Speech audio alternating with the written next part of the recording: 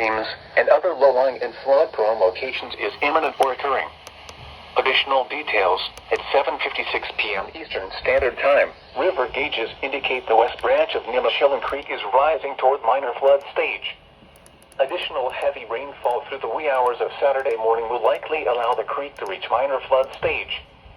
Flooding is expected to begin shortly in the warned area.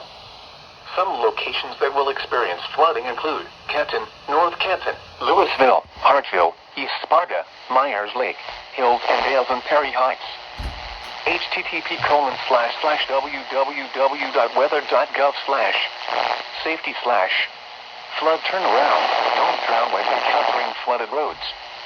Most flood deaths occur in vehicles. Be especially cautious at night when it is harder to recognize the dangers of flooding. Repeating, an aerial flood warning has been issued until 4 a.m. Eastern Standard Time Saturday for the following county: Stark, Ohio.